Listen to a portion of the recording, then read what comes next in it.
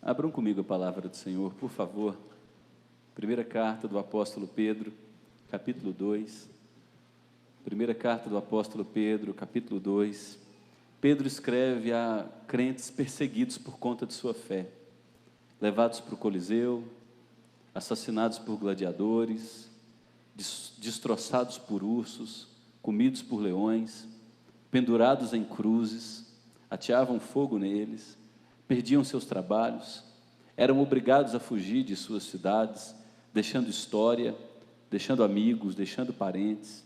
E Pedro escreve essa carta para consolar e orientar os cristãos, espalhados por várias regiões do Império Romano do primeiro século.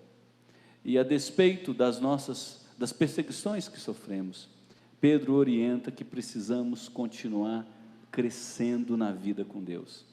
Esse crescimento é necessário para que a gente consiga enfrentar os desafios da vida de acordo com a vontade de Deus. 1 de Pedro, capítulo 2, acompanhe a leitura, por favor, nos 8 primeiros versos. Portanto, notem que é uma conclusão do argumento anterior. Abandonem toda maldade, todo engano, hipocrisia e inveja, bem como todo tipo de maledicência. Como crianças recém-nascidas, desejem o genuíno leite espiritual, para que por ele lhes seja dado crescimento para a salvação, se é que vocês já têm a experiência de que o Senhor é bondoso. Chegando-se a ele, a pedra que vive, rejeitada sim pelos homens, mas para com Deus eleita e preciosa. Também vocês, como pedras que vivem, são edificados casa espiritual para serem sacerdócio santo, a fim de oferecerem sacrifícios espirituais agradáveis a Deus por meio de Jesus Cristo. Pois isso está na Escritura: eis que ponho em Sião uma pedra angular, eleita e preciosa, e quem nela crer não será envergonhado. Portanto, para vocês, os que creem, esta pedra é preciosa, mas para os descrentes, a pedra que os construtores rejeitaram, essa veio a ser a pedra angular, e pedra de tropeço e rocha de ofensa. São estes os que tropeçam na palavra, sendo desobedientes para o que também foram destinados. Esta é a palavra do Senhor. Queridos, todos nós entendemos que o crescimento faz parte de um processo natural na vida de todos, desde a fecundação do óvulo até a idade adulta. Nós não deixamos de experimentar o fator crescimento. Pais de filhos entre os 2 aos 7 anos de idade começam a se preocupar, e dependendo do tipo de pai, entram em desespero quando crianças apresentam um ganho de peso e um crescimento abaixo do normal. Os pais fazem todo tipo de esforço, procuram nutricionistas, procuram médicos, fazem bateria de exames, sujeitam as crianças a endoscopia, aquele aparelho que você coloca e vai, e entra na garganta e vai pelo esôfago. Eu não sei as linguagens médicas, mas depois que descobre, compram medicamentos, suplementam a alimentação, fazem de tudo para a criança voltar a crescer de maneira natural. O crescimento é um processo natural na vida de todo ser humano. Quando a gente deixa de crescer, alguma coisa está errada. Quando a gente para o processo de crescimento, alguma coisa está errada. E na vida cristã acontece a mesma coisa. Quando não há crescimento na relação com Deus, quando nossa experiência com Deus não transpõe essa relação de domingo à noite, alguma coisa está completamente errada entre nós. E Pedro escreve esses versículos para estimular os crentes a amadurecerem na fé e crescerem na relação com Deus. Pedro oferece nesses versos as condições para que esse crescimento na relação com Deus ocorra, e nos brinda ainda com razões valiosas para nos aproximarmos regularmente de Jesus, que é o Criador, o fundador, o sustentador e o edificador da igreja. Se você notar o versículo 1 do capítulo 2, Pedro começa inserindo com a expressão portanto. Essa expressão nos conecta com os versos anteriores. Pedro está concluindo uma linha de raciocínio, e nos versos anteriores, Pedro nos diz que a obra de Jesus Cristo, por nós, o Cordeiro que foi morto antes da fundação do mundo, essa obra, quando nos alcança, resulta em 3 propósitos muito claros. Se Jesus nos salvou, se Ele é nosso Senhor e Salvador, 3 propósitos devem acontecer em nossas vidas, propósitos de Deus. Em primeiro lugar, que a gente vive em santidade. Deus nos salva em Cristo, para a gente ofertar a Ele uma vida separada do erro, da maldade, do pecado. Em segundo lugar, aqueles que estão em Cristo, agora vivem vidas cheias de fruto de justiça. Nos versos 17 a 21, Pedro diz que todos nós seremos julgados por Deus. E com base nessa consciência, nós oferecemos nossas vidas em boas obras. Nós fomos salvos pela graça, mas a evidência de que a salvação de fato nos alcançou é que nós somos cheios de frutos. Nós amamos pessoas, nós servimos pessoas, nós pregamos o Evangelho a pessoas, nós discipulamos pessoas, nós ajudamos pessoas a crescerem na fé. O terceiro propósito da salvação em Deus em nossas vidas é nos limpar do egoísmo para amarmos outras pessoas. Esses são os frutos de justiça, revelados através do amor ao próximo. Portanto, se você se acha um crente, mas só se importa com você, não dá a mínima para quem sofre do teu lado, eu sinto dizer que a sua fé é tudo menos genuína. Provavelmente é uma fé de demônios, porque os demônios creem e os demônios tremem. Mas se a sua vida não sai do seu ventre, se suas preocupações não transpõem você para te direcionar em agenda para o outro, essa não é uma fé em Jesus Cristo. Fé em Jesus Cristo é uma fé que dá frutos, cheia de cachos, que olha para quem sofre, se compadece, estende a mão ao aflito, ajuda. Se você tem a sua vida centrada em si, se arrependa, porque é uma fé maligna, é uma fé de demônios, não é uma fé salvadora. E aí Pedro, nos 8 primeiros versos do capítulo 2, nos diz que para a gente viver esses 3 propósitos, uma vida separada do pecado, uma vida que dá frutos para a glória de Deus, e uma vida que ama o próximo, nós precisamos nos limpar de toda sujeira que estraga os nossos relacionamentos, porque santidade está ligada aos nossos relacionamentos horizontais, a maneira como eu vivo com o outro. E eu preciso, para crescer na vida com Deus, me limpar das sujeiras que estragam os relacionamentos e buscar, como criança recém-nascida, com desejo, crescer na vida com Deus. E aí Pedro nos traz a receita, o modelo, o ideal de Deus para nós crescermos na vida com Deus. E para crescermos na vida com Deus, é necessário, em primeiro lugar, nos livrar de tudo que estraga os relacionamentos. Note o que Pedro diz no verso 1, portanto, abandonem toda maldade, todo engano, toda hipocrisia, toda inveja, bem como todo tipo de maledicência. Maldade são sentimentos hostis para prejudicar o outro. É aquela conversinha com outra pessoa a respeito de uma terceira pessoa que não está presente. É eu tentar minar a reputação do outro. É eu tentar minar a credibilidade do outro. Aí Pedro diz que nós precisamos nos limpar também de todo o engano. Engano pode ser traduzido por dolo. É quando eu coloco já armadilhas no caminho do outro, para destruir sua jornada, para destruir sua reputação. Pedro diz que nós precisamos nos livrar de toda hipocrisia. E a palavra aqui também, no original, é a mesma expressão para um artista. É a pessoa que na relação com o outro vive com uma máscara. Por dentro ele a odeia, deseja o mal, trama a destruição, mas por fora lhe sorri face a face. Pedro diz, vocês precisam se livrar disso. E ele avança um pouco mais, você precisa se livrar da inveja, que é o descontentamento com a porção de Deus para a sua vida. O tempo todo você olha a grama do vizinho, o tempo todo você está descontente com o que Deus tem feito pelo outro. A mulher do outro é melhor, a casa do outro é melhor, o trabalho do outro é melhor, a vida do outro é melhor, os filhos do outro são melhores, e você não consegue celebrar as bênçãos de Deus derramadas abundantemente sobre sua vida. Pedro está dizendo, livrem-se da hipocrisia. E aí ele conclui o argumento dizendo, bem como toda sorte de maledicência. Aqui a gente não só começa com as pitadas de maldade. Aqui a gente não somente agora coloca armadilhas sobre o caminho do outro, para ele tropeçar e se destruir. Aqui a gente não trata o outro somente com uma máscara, como um artista, mas a gente agora, de maneira aberta, se torna inimiga da outra pessoa. Elaboramos projetos para destruir o nome, destruir a reputação, destruir a identidade, destruir o caráter que foi moldado pela prova do tempo. Então, em primeiro lugar, para nós crescermos na vida com Deus, é importante a gente entender que só há crescimento na vida com Deus se a gente purificar a maneira como nós nos relacionamos com o próximo. Porque se a gente diz que ama a Deus a quem não vê, nós precisamos evidenciar isso através do amor ao próximo a quem nós vemos. Se nós não amamos a quem nós vemos, nós não amamos a quem não vemos. É isso que 1 João nos fala no capítulo 4 de sua primeira carta.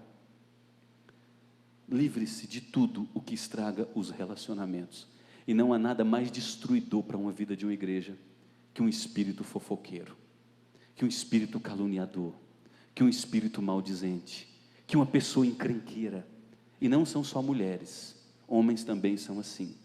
Partidos políticos, grupinhos atrás de poder, destruição da reputação do outro, sem o outro estar presente. Não admita, em nome de Jesus, ouvir a respeito de ninguém, por quem quer que seja, pode ser por mim, se a outra pessoa não estiver presente.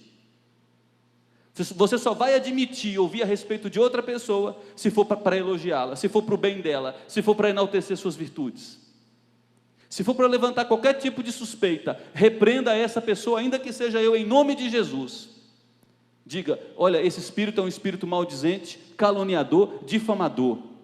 Se a pessoa não está presente, eu não quero ouvir o que você tem a dizer. Agora, se você quiser, vamos ligar para ela agora e vamos colocar no Viva Voz. Você vai perceber como o espírito de maledicência desaparece rapidamente do nosso meio. Porque pessoas normalmente maledicentes, caluniadoras, difamadoras, são covardes. Quando você as pressiona e as expõe, elas não querem ser reveladas. Portanto, se essas pessoas não querem se arrepender, afaste-se de gente assim, porque elas vão atrapalhar o seu desenvolvimento espiritual. Elas vão travar a sua maturidade com Deus. Então, em primeiro lugar, se livre de tudo que estraga os relacionamentos. Em segundo lugar, para crescer na vida com Deus, faça uso de um bom alimento espiritual. Note o que Pedro nos diz nos versos 2 e 3. Como crianças recém-nascidas, almejem, desejem o genuíno leite espiritual, para que por ele lhes seja dado crescimento para a salvação. Se é que vocês já têm a experiência de que o Senhor é bom, o que é esse leite espiritual genuíno que nós precisamos desejar como criança recém-nascida, gente? A palavra de Deus é a verdade.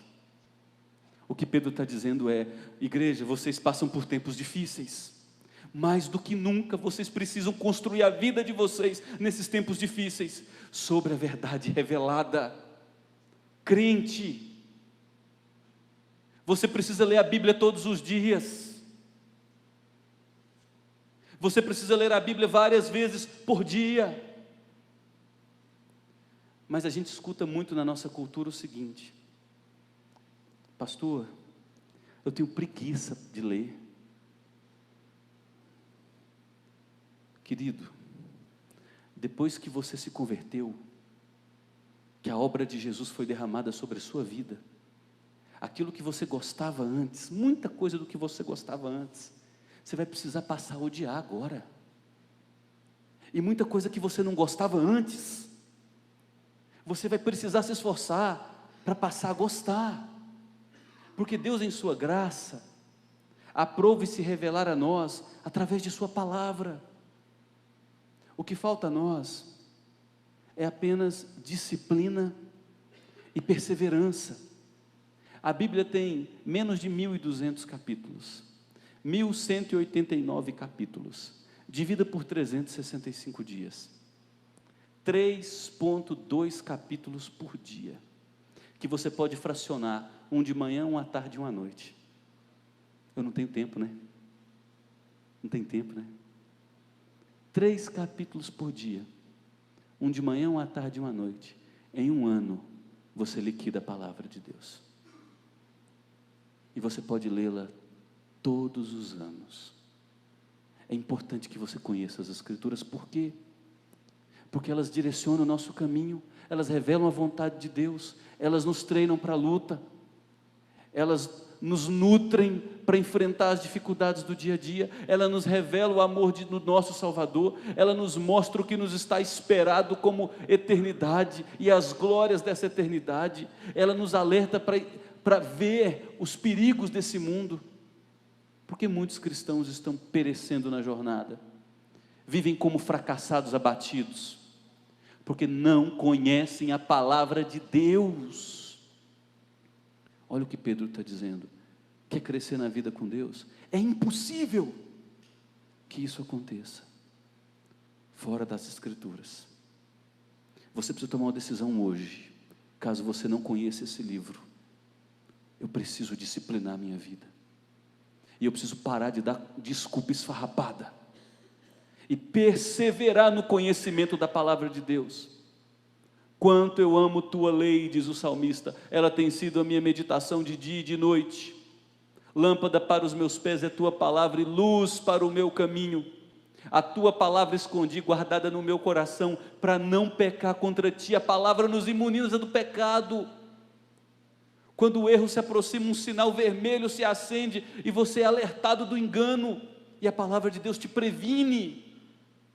Quantos casamentos seriam melhores se tanto o homem quanto a mulher, além de conhecer essa palavra, se submetessem a ela? Quantos filhos estariam em caminhos diferentes se pais conhecessem essa verdade? Quantos adolescentes, jovens e adultos viveriam outras vidas se tomassem posse desse presente impresso e distribuído para nós gratuitamente nos celulares? Desejem como crianças recém-nascidas, olha a fome pelo leite materno, a ânsia, o desespero. Desejem como essas crianças a palavra de Deus, que é o genuíno leite espiritual, não há outro, é o genuíno. E como é importante, porque nós estamos cercados por propostas de alimento, só que tudo subnutrido. Nós estamos cercados por ideologias, por valores, propondo felicidade, solução dos nossos problemas. As ciências humanas estão marcadas por propostas de felicidade. Está tudo aqui, tudo aqui. Você não precisa de mais nada. Talvez o que você precise seja um pouco menos de YouTube, WhatsApp, Instagram, Facebook, e palavra, palavra, palavra. Eu estava ouvindo um relato de uma pessoa que eu acompanho, e ele dizendo que aos 7 anos de idade, ele chegou em casa, foi para a sala, quando chegou na sala ele se assustou: cadê a televisão? Aí ele disse que o irmão dele criou coragem, e ele fala que naquela época os filhos não eram abusados como são hoje. Criou coragem para chegar no pai e perguntar: pai, cadê a televisão? Aí ele disse que o pai respondeu: vendi. Aí ele disse que o filho criou coragem de fazer a pergunta proibida: por quê?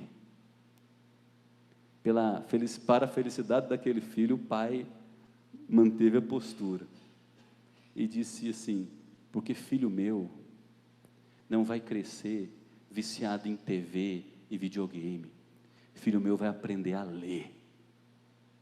E ele disse que todos os dias, aos 7 anos, ele precisava ler as Escrituras, e o pai implementou um outro exercício: uma vez por semana, precisava pegar um livro na biblioteca pública ou da escola, e ler um livro por semana. Aí quando ele chegou aos 18 anos, perguntaram para ele: quantos livros você leu? Aí ele fez um cálculo básico: 400 livros. Oh, que volume grande! Queridos, em uma semana dá para ler um livro. Comece a frear um pouco aquilo que você acha indispensável, e que não é indispensável. Em uma semana você lê um livro, você lê 50 livros por ano, tranquilo. E hoje esse homem é um grande pastor, palestrante internacional, e que influencia uma geração, porque um pai e uma mãe entendeu que isso aqui é mais importante que a cultura pop que nos cerca. Pedro diz ainda que para crescermos na vida com Deus, é necessário edificá-la sobre sólido fundamento. Note o versículo 4. chegando-se a ele, que é Jesus, a pedra que vive. Mas lembre-se, esse Jesus foi rejeitado pelos homens, mas para com Deus ele é uma pedra eleita e preciosa, e vocês também são como pedras que vivem. Pedro está dizendo: você quer crescer na vida com Deus? Construa a sua vida sobre um alicerce. E Pedro ainda responde: que alicerce é esse? É Jesus Cristo. E ele dá os motivos. Jesus é a pedra viva, ele é a pedra angular, ele é o eleito de Deus. Se crescermos sobre Jesus Cristo, quando vierem as tempestades, as ventanias, nossa vida continuará firme. O próprio Jesus usou essa ilustração: feliz é o homem, prudente é o homem, que constrói sua casa sobre um terreno sólido, porque em vindo virão as enchentes, virão as ventanias, os rios transbordarão, darão com ímpeto contra essa casa, mas por estar construída sobre solidez, ela permanecerá. Queridos, nós precisamos lembrar quem é Jesus Cristo. Ele é o caminho, é a verdade, é a vida, é a brilhante estrela da manhã, é o sol da justiça, é o Deus encarnado, é o verbo por meio de quem céus e terra foram criados, é o Deus que era, é e sempre será, é o Senhor dos exércitos, é aquele que voltará, é aquele que intercede por nós com fidelidade, é aquele que reina em glória e majestade, é aquele que recebeu de Deus todo o poder, é aquele que é suficiente para todas as coisas. Ele é a porta das ovelhas, ele é o pastor das ovelhas, ele é a luz do mundo, ele é o sal que dá tempero à nossa vida. Pedro diz: abre os olhos, esse Cristo foi rejeitado pelos homens, mas para Deus ele é precioso. A gente quer sair bem demais na fita, a gente quer ter popularidade na escola, ter popularidade na universidade, ter popularidade no trabalho, ter popularidade em tudo. O mundo, com seus sistemas de valores, odeiam a Jesus Cristo e sua obra. Precisamos entender isso. Cristo é o odiado das nações. Enquanto os homens tramavam contra ele, mesmo ele vivendo vida perfeita, íntegra, bondosa e amorosa, enquanto os homens traíam-no, colocavam-no no maldito madeiro, Deus Pai repetidas vezes dizia: este é meu filho amado, eu tenho prazer nele, este é meu filho amado, meus afetos são derramados sobre Jesus Cristo, é o amado do Pai. Só isso já é motivo mais que suficiente para nossas vidas ficarem firmes nesse Jesus como eleito e precioso e amado pelo Pai. E Cristo é aquele que nos conectou a Deus e aos outros. Pedro diz que Cristo é a pedra angular, a pedra que sustenta o edifício, e Ele nos tornou pedras vivas. Ele nos salva, ao nos salvar, nos insere na família de Deus Pai, e hoje podemos orar dizendo: meu Pai que está no céu. Jesus nos conecta organicamente a Deus, fomos feitos filhos de Deus, Deus habita em nós, e a obra de Jesus nos conecta uns aos outros.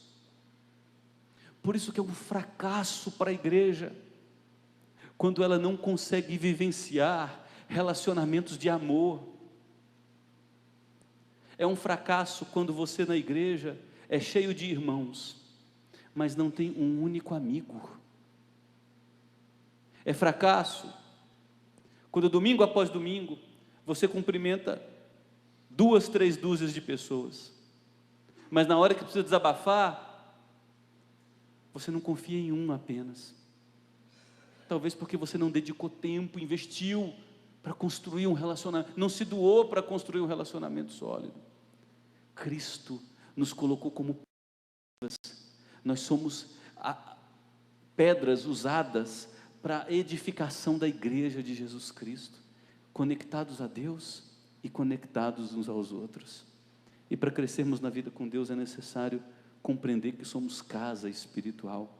Note o que Pedro segue dizendo: cheguem-se a Ele, a pedra que vive, que foi rejeitada pelos homens, mas para com Deus é eleita e preciosa. Também vocês, como pedras que vivem, são edificados casa espiritual. Não somos só pedras vivas, não estamos somente conectados uns aos outros, mas Pedro está nos dizendo que o próprio Deus, através do Espírito Santo, habita em nós. Quando você sair por essas portas, você está saindo com Deus habitando em você.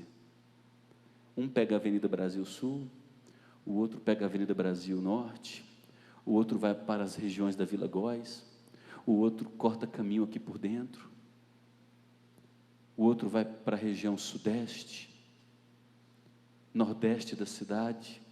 Talvez você seja alguém de outra cidade que está aqui nessa noite. Talvez haja pessoas de outro país nos ouvindo nesse momento. Se estão em Cristo, tem Deus morando em você. Esse Deus morando em você vai te sustentar na hora do luto, vai te consolar na hora da traição, vai te fortalecer na hora do desespero, será contigo,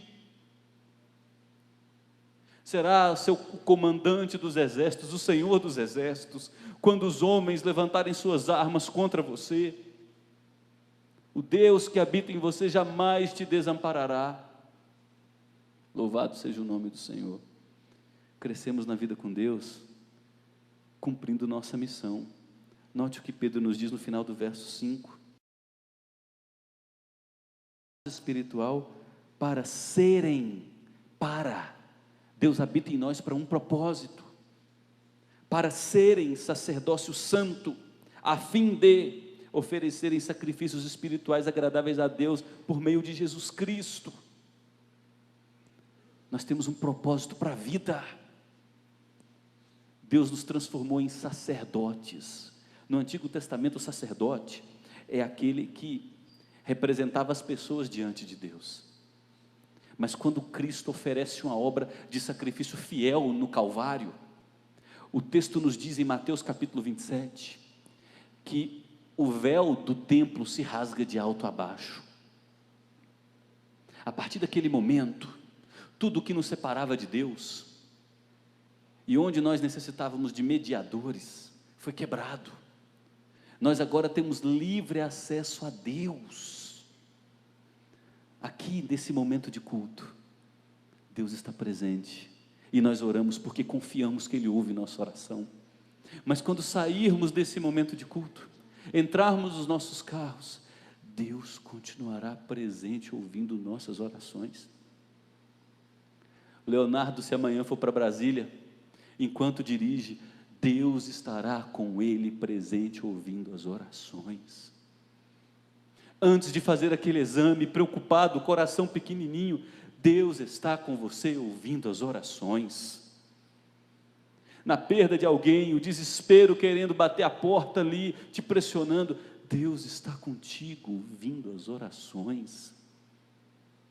Nós fomos feitos sacerdotes, temos livre acesso a Deus por meio de Jesus Cristo, e agora podemos oferecer sacrifícios agradáveis a Deus. O que são esses sacrifícios agradáveis a Deus? Em primeiro lugar, é entregarmos a Deus todos os dias nossos projetos, nossas vontades, nosso jeito de pensar, nossas emoções, e que tudo isso seja conformado à sua palavra. Queremos viver para a glória de Deus, agir de acordo com a sua palavra, não queremos errar, queremos dar um bom testemunho. Como oferecer sacrifícios agradáveis a Deus, sendo testemunhos de Jesus Cristo, onde Deus nos colocou, trabalhando com excelência, com honestidade, cumprindo prazos, falando a verdade, sendo justos, compassivos, misericordiosos. Quando as oportunidades surgirem, proclamar a nossa esperança. Quando as pessoas forem se convertendo, ajudá-las a conhecerem e serem edificadas na verdade. É assim que nós oferecemos sacrifícios espirituais a Deus, e esse é o propósito para o qual Deus nos salvou. Deus te salvou e Deus me salvou para um propósito: oferecer sacrifícios agradáveis a Ele. Que sacrifícios são esses? Uma vida conformada à sua palavra, um testemunho de vida íntegro à luz dessa palavra, que vive e que verbaliza, e uma vida que ajuda outros a serem edificados nessa palavra. Aí você diz: meu Deus, parece que a gente anda tão distante de oferecer sacrifícios agradáveis a Deus. Se arrependa, clame misericórdia e diga: Deus, direcione a minha vida para esse propósito teu. E por fim, crescemos na vida com Deus, nos alicerçando diariamente em Jesus. Note como Pedro termina nos versos 6 a 8: pois isso está escrito: eis que ponho em Sião uma pedra angular, eleita e preciosa, e quem nela crê, essa pedra é Jesus, não será envergonhado. Portanto, para vocês, os que creem, esta pedra é preciosa, mas para os descrentes, a pedra que os construtores rejeitaram, essa veio a ser a pedra angular, e pedra de tropeço e rocha de ofensa. São estes os que tropeçam na palavra, sendo desobedientes para o que também foram destinados. Pedro contrasta dois grupos de pessoas: os crentes, que colocaram em Cristo sua confiança, daqueles que não creem em Cristo. E Pedro diz que para esse primeiro grupo, os crentes, Jesus é precioso, é seu tesouro de maior valor, é seu bem maior. Eles querem viver para a glória desse Deus, querem conhecer essa palavra desse Deus, querem ser moldados segundo a vontade desse Deus. Esse outro grupo vivem vidas indiferentes. Para eles, Cristo é bacana, em alguns casos, mas não passa disso. Alguém bacana. Para outros, esse Cristo é um charlatão, um impostor que enganou muita gente em vida e atraiu para si idiotas que creram em sua palavra. Mas Pedro está dizendo que para o outro grupo, esse Cristo é a pedra preciosa, e esses são edificados nele e experimentam vida. Esses que vivem em desobediência, Pedro termina dizendo, eles vivem assim porque na eternidade já foram destinados para viverem como tolos, cegos, que experimentarão o fim de seu caminho, a destruição. Lembre-se disso, para crescer na vida com Deus. Livre-se de atitudes, sentimentos e comportamentos que têm estragado seus relacionamentos. Abra a Bíblia, conheça a palavra de Deus, edifique sua vida sobre Cristo e somente em Cristo, a pedra angular. Compreenda quem você é, habitação de Deus. Lembre-se, você tem um propósito para viver, que é muito mais que trabalhar, pôr comida na mesa, se vestir, viajar. É viver para oferecer sacrifícios espirituais agradáveis a Deus.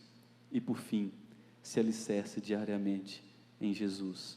Como aplicar tudo isso? Em primeiro lugar, devemos nos despir da roupa suja da inveja, calúnia, difamação, intrigas, fofocas, mexericos e tudo que contamina bons relacionamentos e compromete o nosso testemunho.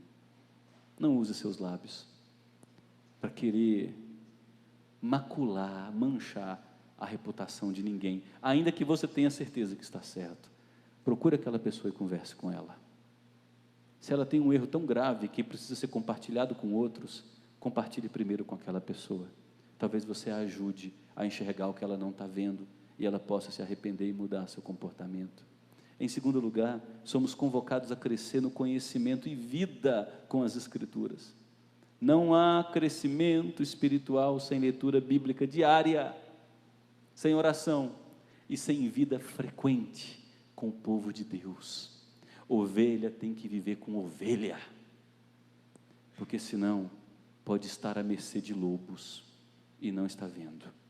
Viva perto das ovelhas, porque senão você pode estar convivendo com lobo, e lobo só existe para te destruir. Precisamos nos firmar diariamente em Jesus, porque Ele é suficiente para lidar com os nossos medos. É suficiente, viu, gente? Jesus Cristo é suficiente para lidar com o seu medo, com toda a sua preocupação.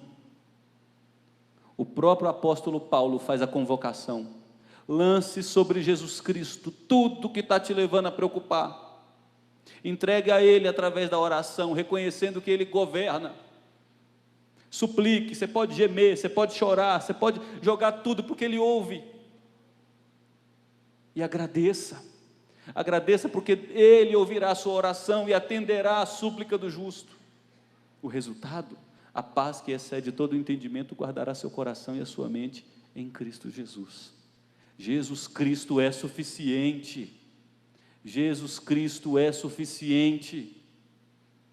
Temos a presença de Deus fazendo morada em nós. Louvado seja o Senhor. Além dessa realidade ser uma grande dádiva, nos alerta para vivermos separados do mal e de qualquer aspecto sujo da cultura em que vivemos.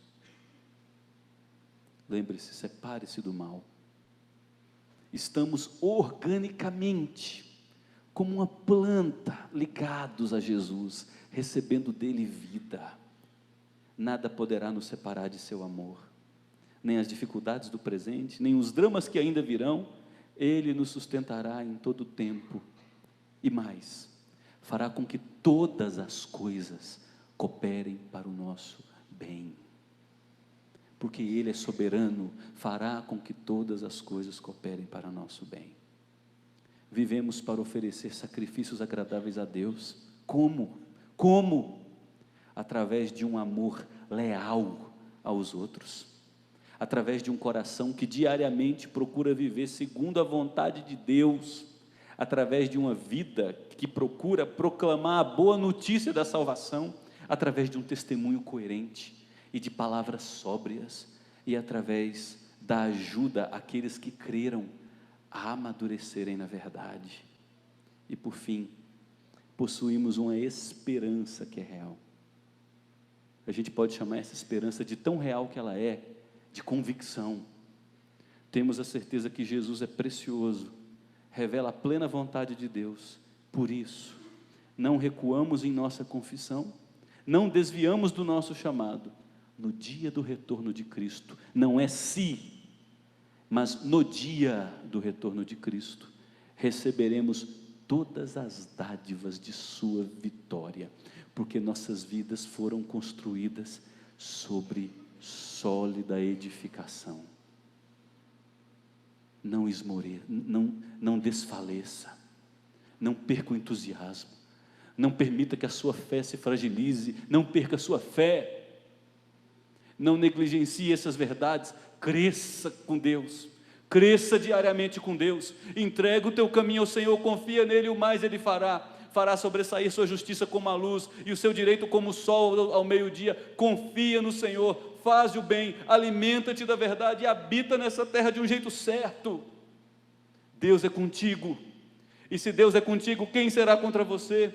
Aquele que não poupou o seu único filho, antes por todos nós o entregou, Ele não dará a você e a mim todas as coisas? Quem é que pode acusar você? Foi Cristo Jesus quem morreu por você, foi Ele quem ressuscitou por você, foi Ele quem subiu aos céus, está sentado à direita de Deus e intercede continuamente por você. Quem é que pode te destruir? Morte, vida, altura, profundidade, dificuldades do presente, dificuldades do porvir? De jeito nenhum. O amor de Deus é derramado em nossos corações por conta de Cristo Jesus. Vá até o fim, agarrado a esse Jesus Cristo precioso, amado pelo Pai. Construa sua vida nele. Você não será confundido naquele dia, você não será envergonhado naquele dia. Entra para a posse do reino do meu Pai, Entra para a posse do reino do meu Pai, preparado para vocês antes da fundação do mundo. Entra para a posse do reino do meu Pai, preparada para você antes da fundação do mundo. É isso que você quer? Edifique sua vida em Jesus Cristo, o caminho, a verdade e a vida. Creia nele, dependa dele, confie nele, persevere nele, ande nele, alimente-se de sua verdade. Deus é contigo.